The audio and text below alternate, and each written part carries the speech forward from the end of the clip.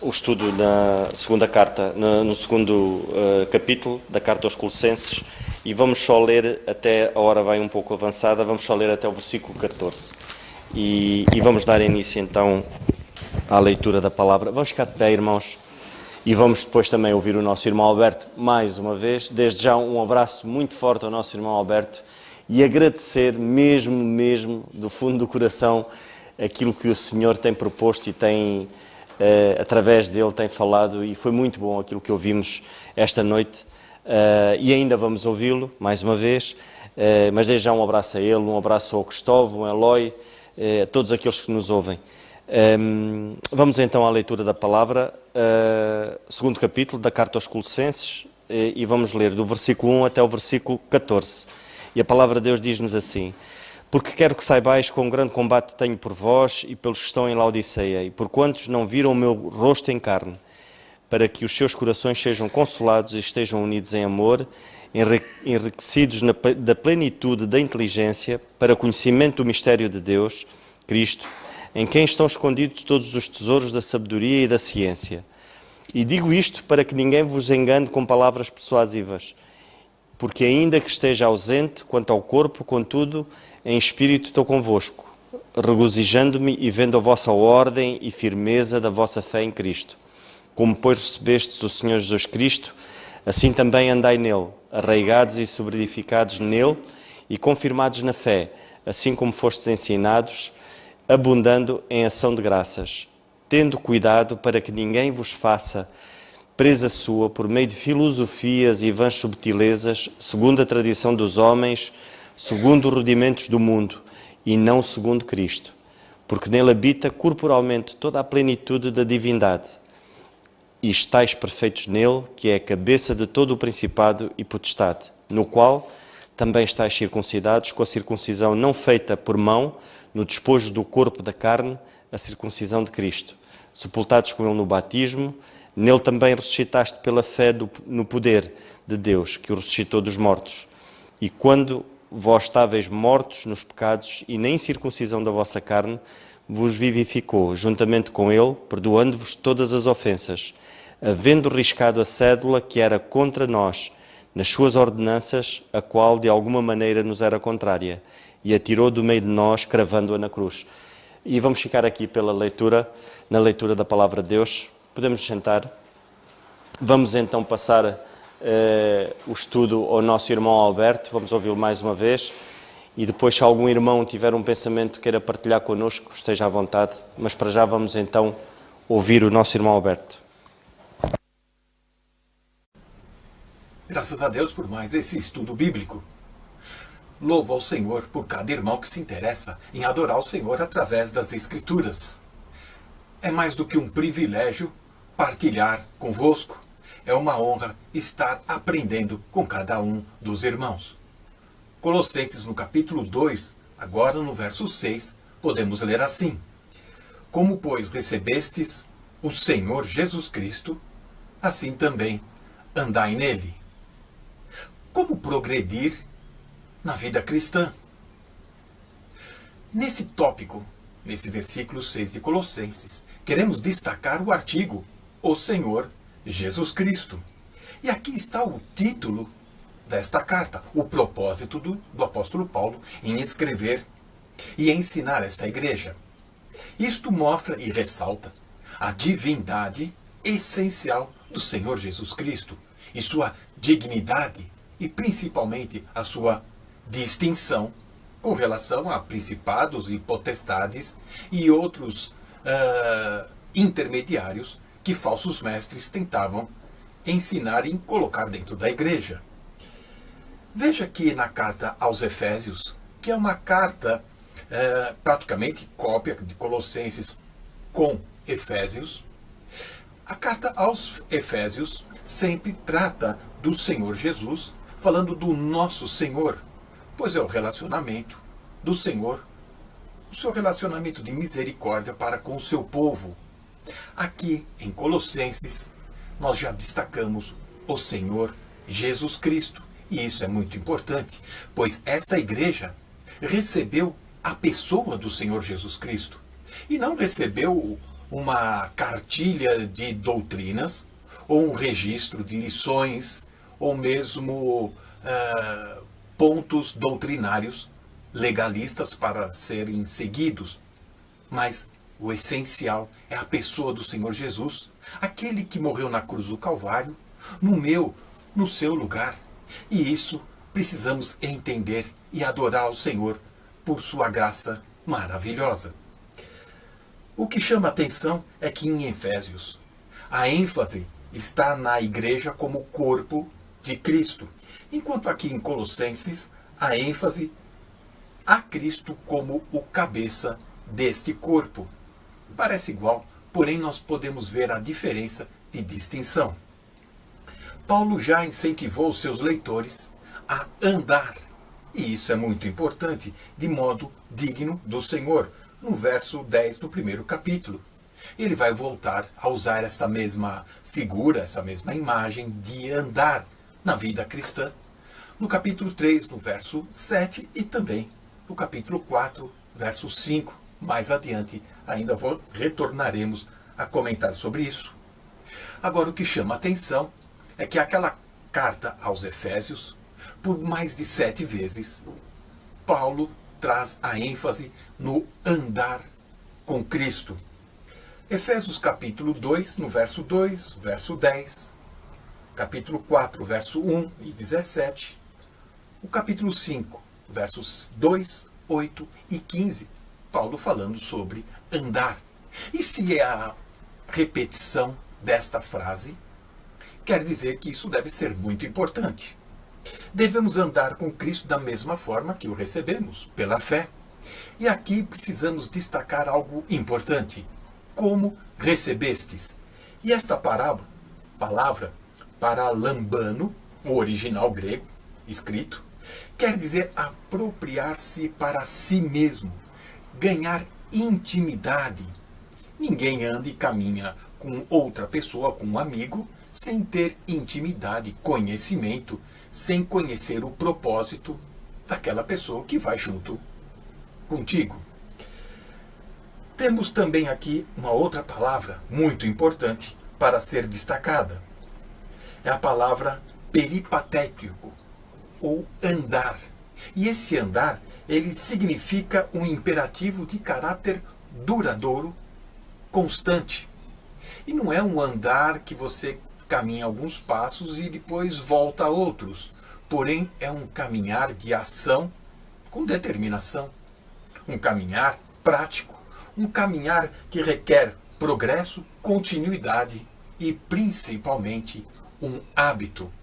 Ninguém chega ao longe sem dar o primeiro passo, sem ter constância na sua caminhada. A ansiedade, a pressa e, principalmente, a perda do foco, da atenção, nos distrai no caminho. Tudo isso mostra que a pregação de Epáfras, capítulo 1, verso 7, estava exata, pois ele apresentava a pessoa do Senhor Jesus e não uma lista de coisas para serem acreditadas ou desacreditadas ou para serem cumpridas e obedecidas. Mas é a pessoa de Jesus Cristo que está aqui em foco, em atenção. Agora, se algumas vezes desfrutamos deste caminhar com Cristo e outras vezes esquecemos de andarmos com Jesus, algumas vezes caminhamos com Jesus e outras vezes estamos tão preocupados com outras coisas que não estamos caminhando juntos. Isso não é andar, isto é observar. Andar é caminhar e partilhar junto. Andar é ter esta apropriação, essa intimidade. Muitos apenas estão observando e não andando com Cristo. Muitos estão admirando ao Senhor Jesus e não estão adorando ao Senhor Jesus naquilo que Ele fez na cruz do Calvário para a nossa salvação. Portanto, começaram pela fé e é pela fé que eles devem continuar. Essa é a única maneira de progredir na vida cristã. Que o Senhor nos abençoe. Amém. Agora sim. Eu vou voltar a dizer, porque isto não ficou gravado. Estava eu a dizer que alguns ouviram o nosso irmão Fernando dizer, depois de termos ouvido o nosso irmão Alberto, vamos ouvi-lo outra vez. E alguns perguntarão assim, então mas vamos ouvi-lo outra vez? Ele já falou antes, mas o que é que ele disse antes que a gente não ouviu? Porque não ficou gravado. Terão oportunidade num tempo oportuno, de ouvirem aquilo que nós ouvimos há pouco do nosso irmão Alberto, que é de facto algo muito importante e que oportunamente divulgaremos aquilo que ele disse. Não vou entrar em detalhes, naturalmente, mas é só para explicar por que razão é que há essa referência àquilo que nós ouvimos e vocês não estão a ouvir, mas que oportunamente terão esse privilégio e oportunidade de ouvir. E como ireis ver, é de facto mesmo muito importante. Entretanto, eu gostava de pegar no versículo 6, que é onde nós estamos, e de dizer o seguinte, vamos ler outra vez. Como depois recebeste o Senhor Jesus Cristo, assim também andai nele. Na semana passada, e o nosso irmão Alberto agora também tocou em parte no assunto, nós tivemos a ver que a vida cristã não é uma vida de legalismo. A vida cristã não é uma vida de faz, não faz, devo fazer isto, não devo fazer aquilo. Não é uma cartilha, como nós ouvimos. A vida cristã, é muito importante que nós tenhamos a noção disto, é Cristo que opera. Nós não fizemos nada para sermos salvos e está errado fazermos o que quer que seja depois de estarmos salvos. Não me desentendam ou não me compreendam mal. Então não fazemos nada agora que estamos salvos. Quando alguns até dizem, agora que estamos salvos temos que fazer muita coisa. É claro que temos que fazer muita coisa, mas quem faz não somos nós. É o Senhor que faz. É Ele que motiva, é Ele que inspira, é Ele que move, é Ele que capacita, é Ele que realiza e a glória é toda dele. A vida cristã pode ser resumida em Gálatas capítulo 2 e versículo 20. E em Gálatas 2:20 o apóstolo Paulo diz assim, já estou crucificado com Cristo. E vivo, não mais eu, mas Cristo vive em mim. Já repararam que ele diz que já não vive mais, mas que agora é Cristo a viver nele? E é isto que faz toda a diferença. Porque, de facto, na vida cristã, a vida cristã não é aquilo que eu vivo, com tudo o que isso significa, do que eu faço, mas a vida cristã é Cristo a viver em mim. Sabem que aqui há uns anos atrás houve um crente chamado Charles Weddon, se não estou em erro, que escreveu um livro e que ele retrata a revolução que aconteceu numa igreja há uns anos atrás, já em 1800, se não estou em erro, não virar do século passado. A revolução que aconteceu numa igreja quando houve um crente que se virou para a igreja e disse assim, em meus passos o que faria Jesus?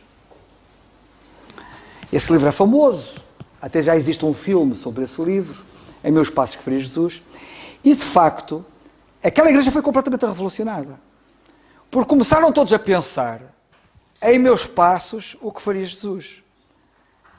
Houve uma revolução total naquela igreja, mas foi impressionante. Uma igreja que era uma igreja fria, uma igreja formal, uma igreja que não permitia que Cristo vivesse nela, não é? A partir do momento que eles começaram a pensar em meus passos o que faria Jesus, aquela igreja foi transformada, foi revolucionada, porque afetou o que aqueles crentes pensavam.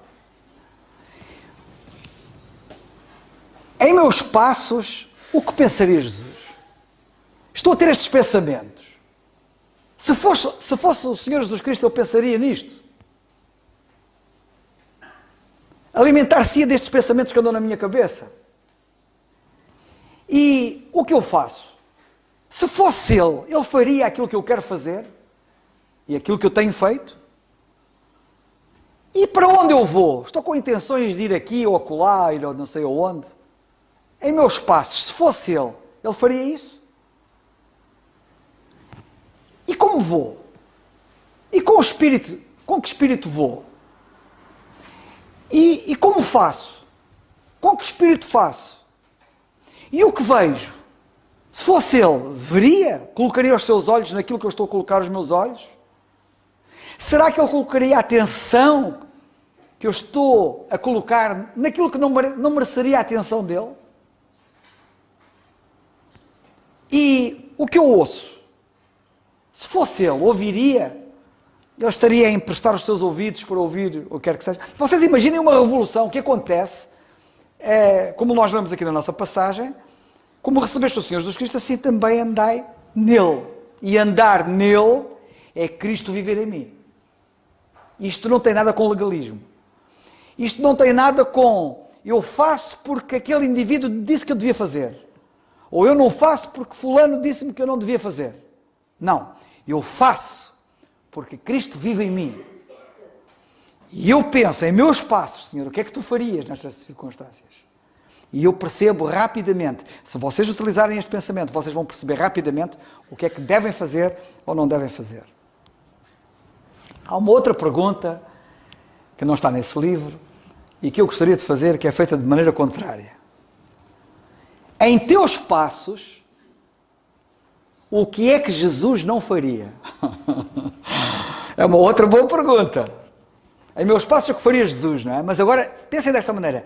Em meus passos, o que é que Jesus não faria? Esta é uma pergunta que nos deve levar a refletir. Se calhar era bom começarmos a pensar já no dia 2. Que passos dei eu no dia 2 que se fosse ele não daria? Que dedicação, que atenção, que devoção eu emprestei a determinadas coisas que ele não gastaria um segundo. E por aí fora. Como diz o irmão Alberto, e por aí vai.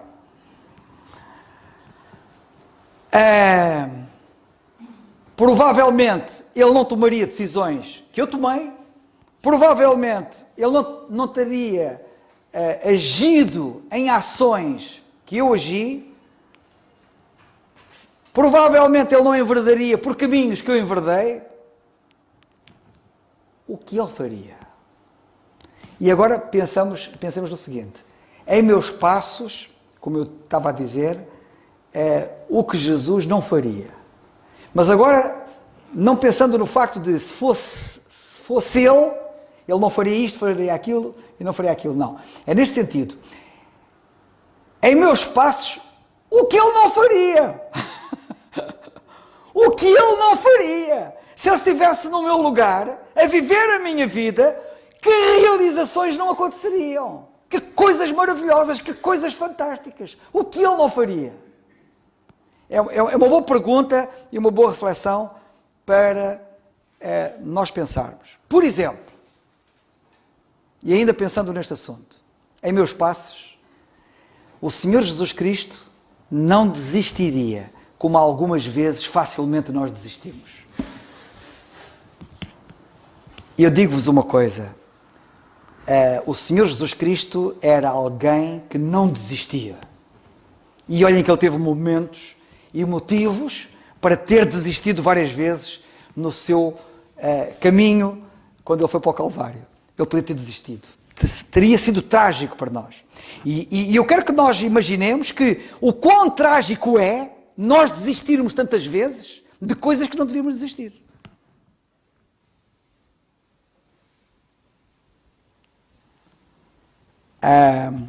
Sabem que a Bíblia fala de Esdras e Neemias, e vocês sabem da história de Esdras e Neemias. Penso que foi o Esdras que estava a fazer uma obra grande, como vocês sabem, no tempo dele, e ele foi desafiado pelos inimigos a descer lá de cima do topo onde ele estava, e a descer.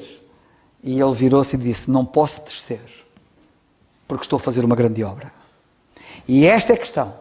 Nós muitas vezes, quando desistimos, deixamos para trás uma grande obra. O Senhor Jesus Cristo, quando estava na cruz, ele bem podia dizer: desce daí, se és o Filho de Deus, desce daí. Ele bem podia dizer aquelas palavras de Esdras: não posso descer, porque estou a fazer uma grande obra. E é importante nós termos a noção de que a nossa desistência é a não realização, muitas vezes, de uma grande obra. E devemos pensar nisso. Em meus passos, o que faria Jesus? Olha, a primeira coisa que ele faria, e que deve ser uma referência para nós, era colocar em primeiro lugar o relacionamento com Deus. Se nós olharmos para ele, aquilo a que ele deu maior prioridade na vida dele foi o relacionamento dele com Deus. É impressionante nós lermos os Evangelhos e vermos a forma como ele se relacionava com Deus e como a relação dele com Deus ocupava o primeiro lugar. Em segundo lugar, uma coisa que me impressiona imenso é a relação dele com os outros. Preocupado com os outros, pensando nos outros, ajudando os outros, esquecendo-se dele próprio.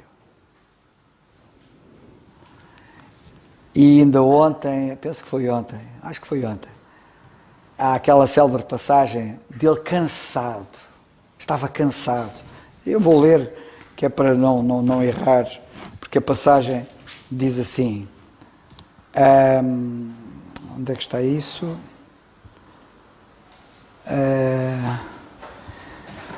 Estava ali a fonte de Jacó.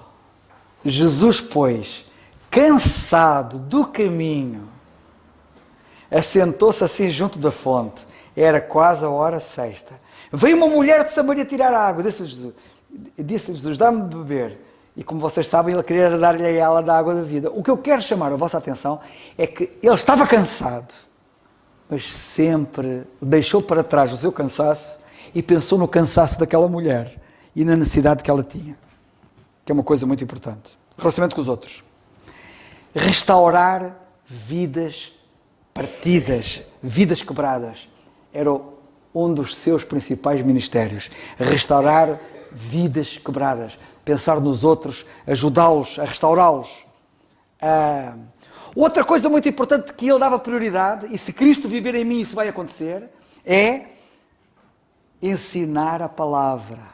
Ensinar a palavra. Preocupar, para nós ensinarmos temos que estudar, temos que conhecer. Não é? E ele, desde bem novo, com 12 anos de idade, já estava no templo a dar lições aos principais mestres da época, ensinar a palavra.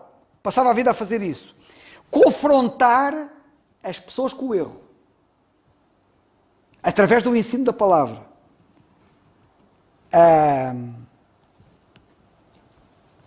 Espírito de servo. O Filho do Homem não veio para ser servido, mas para servir. Espírito de servo. Em meus passos que faria Jesus. Não é termos aquela postura de estarmos aqui para sermos servidos pelos outros. Achamos que os outros nos devem qualquer coisa. E se os outros falham, ficamos todos ofendidos. Isso está 100% errado. Isso é eu viver, não é Cristo viver em mim. Cristo viver em mim é eu ter espírito de servo. É eu servir os outros e não estar à espera que os outros me venham servir a mim e ficar muito ofendido quando não me servem. Eu deveria ficar ofendido se eu não ofender, se eu não servir os outros. Outro pormenor importante, preparar líderes, preparar homens e mulheres capazes para continuar a obra de Deus. Foi a preocupação dele. Preparou os discípulos para a obra do ministério. E poderíamos ir por aí fora. Mas eu gostava de, para terminar, porque a hora vai avançada, só muito rapidamente, e porque estamos a falar de andar, eu fiz assim uma pesquisa rápida nas epístolas de Paulo, e o apóstolo Paulo fala muito no andar. E para nós podermos perceber como é que nós andamos nele, muito rapidamente, andar nele é, por exemplo, andar nas pisadas do nosso pai Abraão. Eu não vou dizer quais são os versículos. Tudo o que eu vou dizer aqui são versículos. É andar nas pisadas do nosso pai Abraão, que era um homem de fé. Assim como recebeste o Senhor Jesus Cristo, assim também andai nele. Pela fé, lembram-se? Até o irmão Alberto terminou dessa maneira. Andar em novidade de vida. Epá, a nossa vida velha acabou. Isto agora é uma vida nova. E sabem da coisa mais maravilhosa que existe? É que a minha vida não é só nova depois de eu me ter convertido. A minha vida é nova todos os dias. E mal de mim vai se a minha vida da amanhã não for nova em relação à vida de hoje. Porque isto aqui não é tipo cassete. Mete a cassete 3 e aquilo funciona na cassete 3 e vai para ali fora. Não. A vida cristã é uma vida completamente nova todos os dias. Por isso é que ela é fascinante, é fantástica, não é repetitiva, não é rotineira. Eu não sei o que vai acontecer no dia da manhã, mas quero-vos dizer que garanto-vos que o dia da manhã vai ser fantástico, como foi o dia de hoje, que foi diferente do dia de ontem. Outra coisa muito importante é não andar segundo a carne, mas andar no Espírito. Outra coisa muito importante é não andar em glutonarias, nem em bebedeiras, nem em desonestidades, nem em dissoluções, nem em contendas, nem em inveja. É andar conforme o amor, diz a Bíblia. Estou a citar das epístolas de Paulo aquilo que ele diz. E estou a andar de Romanos até ao fim. Não andar em invejas, que ele volta a falar no assunto, contendas, dissensões, não andar segundo os homens. Nós não podemos andar como os outros andam. Não andar inchados. O irmão Alberto falou acerca disso com conhecimento incha. Não andar inchados. Não andando com astúcia. Não andando falsificando a palavra de Deus. Andar por fé. Ele volta outra vez a repetir para não andar segundo a carne. Reparem da importância que isto tem, porque ele repete isto várias vezes nas suas epístolas. Andarmos no mesmo espírito e sobre as mesmas pisadas de Tito. Tito devia ser um indivíduo fantástico. Para ele dizer, roguei a Tito e enviei com ele um irmão. Porventura Tito se aproveitou de vós. Não andamos porventura no mesmo espírito, sobre as mesmas pisadas. É maravilhoso nós vermos o apóstolo Paulo dizer que andava nas mesmas pisadas de Tito. Não diz a Bíblia que Tito andava nas mesmas pisadas de Paulo. O que significa, como é que um irmão mais novo... Olha, temos o caso do Dário. E eu que sou muito mais velho que o Dário, há bocado falamos já acerca disso, não é? E como eu estou impressionado com o que Deus está a fazer na vida... É Deus que está a fazer na vida dele. E está a usá-lo e a trabalhar nele e através dele, que eu fico de boca aberta. E é quase o motivo para dizer que eu quero andar nas pisadas do Dário. O que seria normal era dizer assim, o Dário tem que andar nas pisadas do Carlos. Não. É possível Paulo andar nas pisadas de um Tito. E a Bíblia fala acerca disto. Isto é maravilhoso. Isto revela como, de facto, a vida cristã é revolucionária. Andar bem e direitamente, conforme a verdade do Evangelho. Andar em espírito. Andar em espírito. Ele passa a vida a falar nisso. Não andar na carne, não andar na carne, andar em espírito. Não andar segundo o curso deste mundo. Não andar nos desejos da carne, nem na vontade da carne, nem dos pensamentos.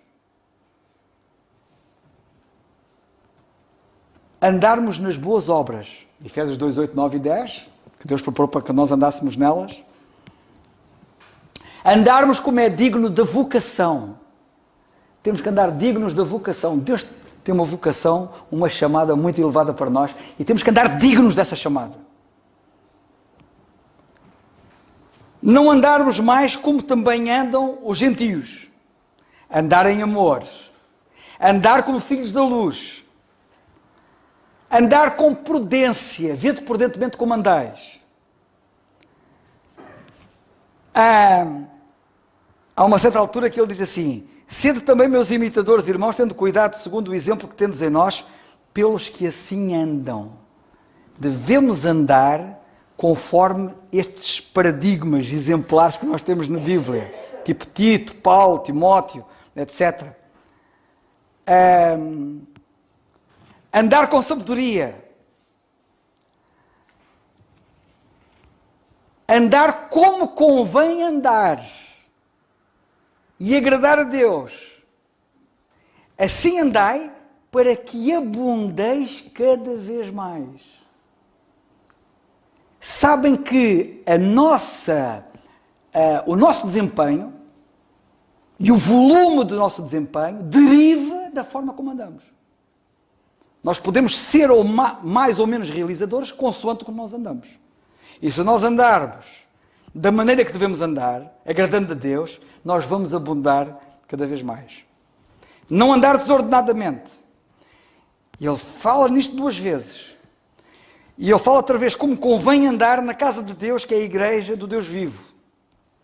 E por último, ele diz isto em relação às mulheres, a algumas mulheres que eram viúvas, mas isto aplica-se a todos nós, que é não andar ociosos.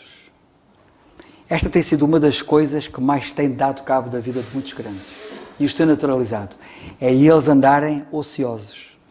Eu não concebo como é que há crentes que dizem: não sei o que é de fazer. Não sei o que é de fazer. Estou aqui em casa e nem sei o que é de fazer. Está tudo estou aborrecido. Não sei o que é de fazer. Sabem que eu já estou na reserva, na efetividade de serviço, na Marinha. Portanto, eu podia estar em casa. Mas ainda estou lá porque a Marinha pediu-me para eu lá ficar. E eu ainda estou lá. E porque entendi que isso não chocava com a vontade de Deus, antes pelo contrário, pode ser da vontade de Deus que isso aconteça,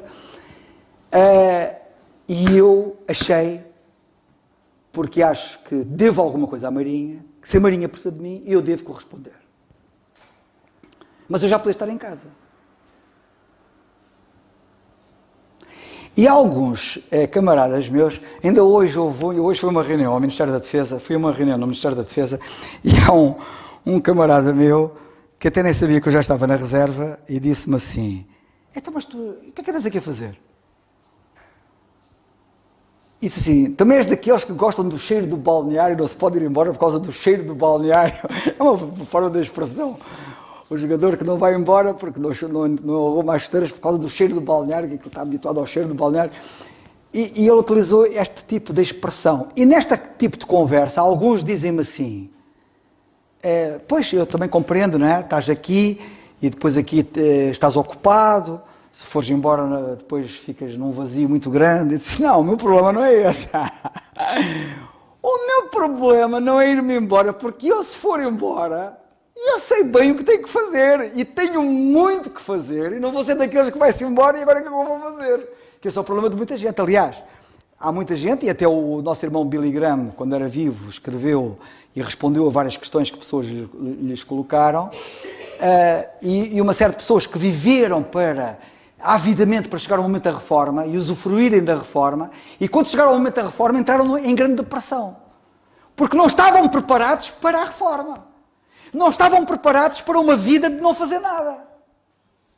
E aquilo, para quem não chega lá, acha que aquilo é uma coisa maravilhosa, mas quando lá chegam, a maravilha não está em estar reformado.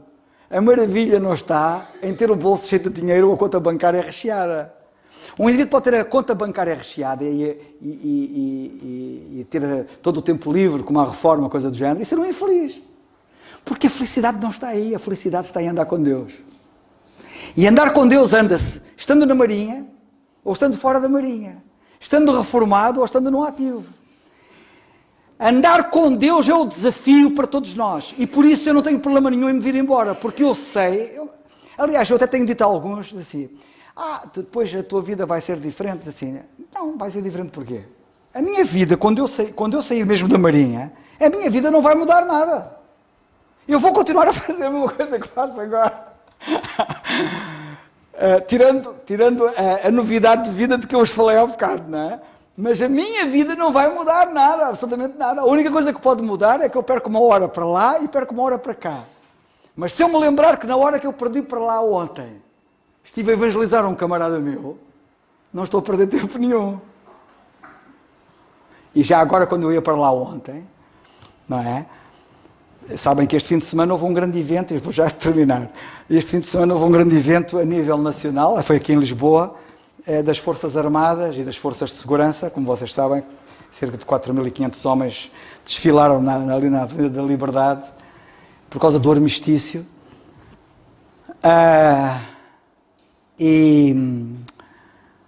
E ontem foi terça, né? E ontem foi a missa oficial por ocasião deste centenário do armistício. E a missa foi no Mosteiro dos Jerónimos. E quando eu ia ontem na vedeta, um camarada meu, que vinha comigo, até um dos elementos que até está na organização destas cerimónias e de outras, porque ele está muito metido nisto, é a área dele, E ele virou-se para mim, ontem quando íamos na vedeta, só vinha eu e ele ali, os dois sentados sozinhos, virou-se para mim e disse, olha, hoje é missa. E ele para mim, hoje é missa e tal. E depois vira-se para mim assim, agora vamos ter um novo bispo? Eu disse, então mas quem vai ser o novo bispo? E depois ele lá disse quem era o novo bispo, que até já foi um capelão da Marinha.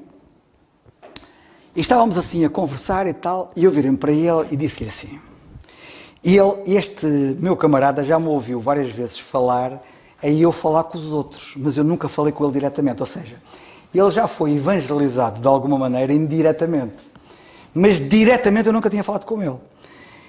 E eu tinha ficado com a ideia de que ele seria de alguma forma religioso. Tanto que ele estava a perguntar da questão da missa e tal, com quem diz, vai haver missa. E ele, para ele deve ser assim, tu és religioso, deves ter interesse nisso e tal, e não sei o quê.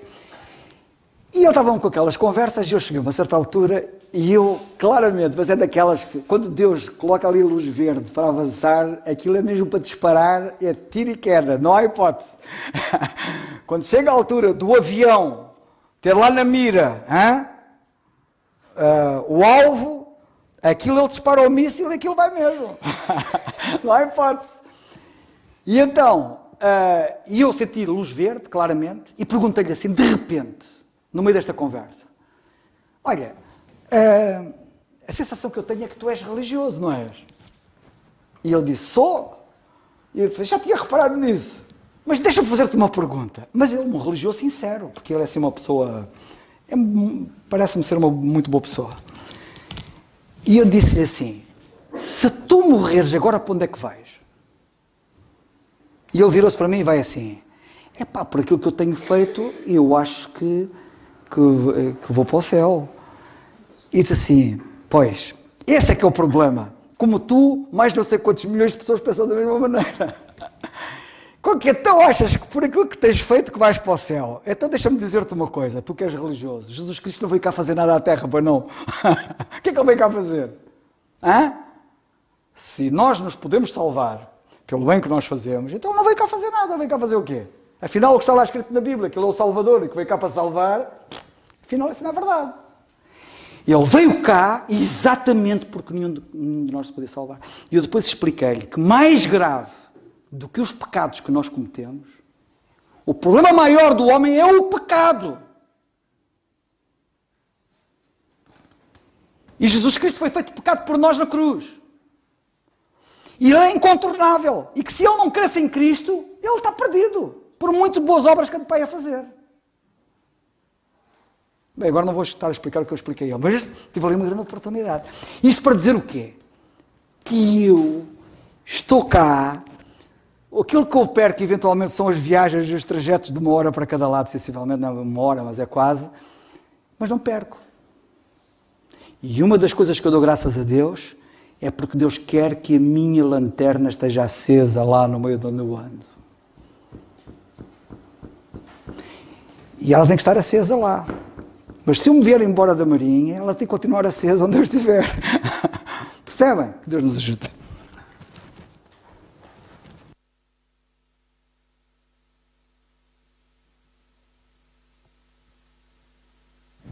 Irmãos, foi bom.